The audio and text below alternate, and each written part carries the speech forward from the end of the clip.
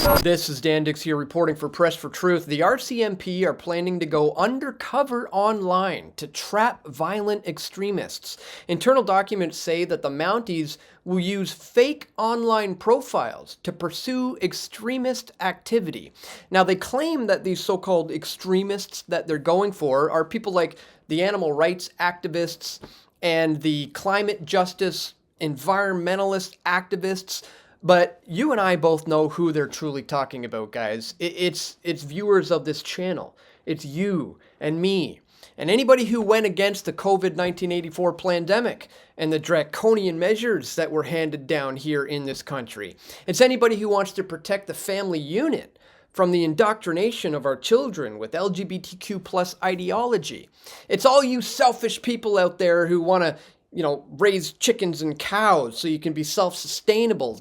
Don't you know that you could potentially give us all the flu? Never mind, guys, all the people who have been burning churches all across the country in the face of this fake residential school hoax, and completely forget about the pressure cooker bombing plot on Canada Day that was uncovered as a RCMP setup. Undercover Mounties pushed a pressure cooker bomb plan on the accused terror couple. That's right, the Canada Day terror plot trial where a judge found that the RCMP acted illegally. The RCMP entrapped this BC couple in a legislature bomb plot, which was a travesty of justice. I reported on that in this video, guys. Proof. CSIS and the RCMP are the real terrorists. Also, forget about that time the Canadian military used a fake wolf fear campaign that I exposed in this video. The Canadian military was caught using psychological warfare to scare their own people into believing there was an immediate threat from wolves in the area. They even went so far as to install loudspeakers that would produce wolf sounds in order to fully sell the threat to the people of Nova Scotia, guys. Forged letter warning about wolves on the loose, part of a Canadian Forces propaganda campaign that went awry. Yeah, so in light of all that, they now want to tell us that they're going to go undercover online to trap violent extremists, and they pose a picture of a white kid here wearing a Proud Boys t-shirt. Well, we're going to break down who they're truly going for and what this all really means, guys, in this video. But really quickly, just before we do, I'd ask that you check me out here at pressfortruth.ca/donate if you appreciate my efforts to bring you this info, guys. Here you can do a one-time donation with PayPal. You can do Bitcoin or other cryptocurrencies. It is at an all-time high right now. If you feel like contributing in that way, it would be very greatly appreciated. You could also sign up at this Patreon alternative for a monthly reoccurring contribution. You can do that here at Subscribestar as well. Or you can send an e-transfer to dan@pressfortruth.ca, or if you like to keep things old school, guys, you can send stuff to my P.O. box. Links for all of this are located in the description below. Thank you so much to everybody who takes 1 minute today to support my efforts to bring you this info here at Press for Truth. All right, guys, if you haven't seen my documentary film, Into the Fire, I would highly recommend you check it out. This is probably the best video that I have ever produced. And in a nutshell, we pretty much uncovered in this video and exposed how the Canadian police use agent provocateurs, undercover police officers, to infiltrate protest movements and to provide the excuse to shut them down. Essentially, going undercover, going in there, throwing rocks, setting cop cars on fire. Again, undercover police officers doing this so as to paint a negative picture of the protesters to provide an excuse for them to go in, clamp down, and shut down the entire thing. We expose that to a great deal in my film, Into the Fire. Again, if you haven't seen it, I'll put a link in the description below, because this is essentially what we're talking about today. What we're dealing with here are provocateurs, undercover online RCMP members, entrapping so-called violent extremists. So let's take a look at this. The RCMP is planning to conduct undercover surveillance online using fake personas to investigate ideological extremists in Canada, says an internal strategy document. Experts in ideologically motivated violent extremism, or IMVE in Canada, say that the strategy is overdue at a time when online extremism threatens to spill over into the real-world violence. They warn that extremist activity in Canada could increase in the wake of the U.S. election, regardless of who becomes the next president. This was written last week. Civil liberties advocates say they fear that having officers carry out undercover investigations online using fake personas could violate charter rights, you think? Or lead to people who may take actions that they otherwise may not have taken. And that's a really big point to make and a takeaway to consider in this video. And that's why, I brought this up, proof that the CSIS and the RCMP are the ones who are the real terrorists. In case you didn't know, guys, Canadian cops and the intelligence agents have been busted with entrapping a young couple to commit acts of terrorism. In a unanimous decision, the appeal court sided with a BC Supreme Court judge who stayed proceedings in the terrorism trial of John Nuttall and Amanda Cordy on the grounds that the police investigation was a travesty of justice. The RCMP completely set up this young couple and entrapped them, molded them, shaped them, coerced them into trying to carry out this so-called terrorist plot when they foiled the terror plot. They've been doing it time and time again. I've been covering this for almost 2 decades now here at Press for Truth about how the RCMP and CSIS agents often so-called infiltrate groups. But then really you find out it's because of this infiltration that these groups are even a thing in the first place, like the infamous Toronto 18. These are a group of kids who allegedly wanted to blow up the CN Tower and behead the Prime Minister.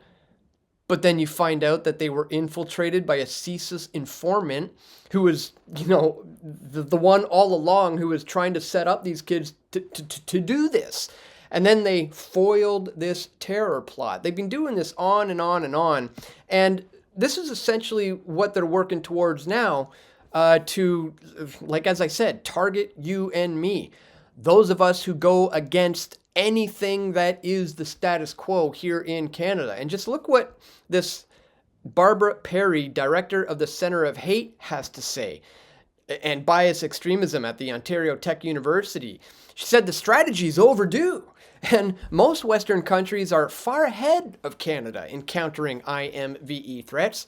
She said there's been an automation of the movement, with those attracted to ideological extremism now less likely to join defined groups than they were in the past, making them harder for law enforcement to monitor. They're being exposed to these narratives: xenophobia, homophobic, transphobic, anti-feminist, anti-woman, you name it, said Perry. They're being exposed to them online, offline, and they're adopting some of those pieces as a way to make sense of what they're seeing and how they're understanding the world without necessarily affiliating with a particular group, without joining or naming any particular group. So let me reiterate what this lady is saying here. If you are against, third wave feminism, which has become one of the most extreme movements I've seen, if you think that terms like xenophobia and homophobic or transphobic are nonsensical words because a phobia implies an irrational fear of something, but obviously there's nothing irrational about having concerns with a religion and a culture that is at odds with our own Western religion and culture, or, the idea that, that we're being transphobic or homophobic for having concerns with an ideology that would essentially lead to the end of, human civilization if it were to play out. No. You see, if you believe these things, you are potentially one of these violent extremists. Again, they're going to try to paint this and say that it's being used to go against, animal rights activists and environmental justice activists. But again, I would ask you, why are they completely ignoring the real violence we can see here? They continuously point to like this white kid in a Proud Boys t-shirt saying that white supremacy is apparently the extremism we have to deal with. Do you see that in Canada, folks? Other than, what you get if you're looking, at the mainstream media on TV or online or on your newspapers. These are the only people who promote this kind of nonsense. It's not an actual reality here in Canada.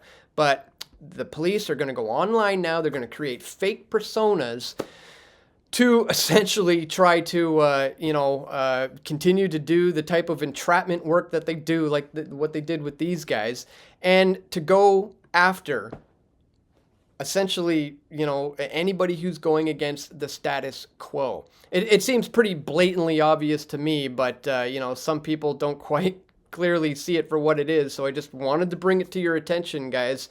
Be very wary of who they are pointing the finger of blame at for, all of Canada's problems. And let's not forget who the real enemy is. It's these agent provocateurs. It's these agents of the state who are being put in here to undermine, actual, political protest groups that have a legitimate right to protest, like the truckers, like the people who have, issues with the indoctrination of children that are happening in our country, like farmers who need to be supported moving forward. So just wanted to bring all of this to your attention, guys, because this is something they are currently working on. Guys, if you haven't seen my video on the fake wolves fear campaign exposed, make sure you check that one out, guys. Wild stuff that they were doing back in 2020. I'll put a link to all of this in the description below. And again, if you do appreciate my efforts to bring you this info, don't forget to check me out at pressfortruth.ca/donate. Once again, all the links are available in the description below. Thank you so much to everybody who takes 1 minute to support my efforts here at Press for Truth. And that's all for today, guys. Just wanted to bring that information to your attention. Once again, if you appreciate my efforts to do so, please click the thumbs up button, share this video, and stay tuned, guys. We're going to have more video reports coming soon. This is Dan Dicks reporting for Press for Truth. We all want truth.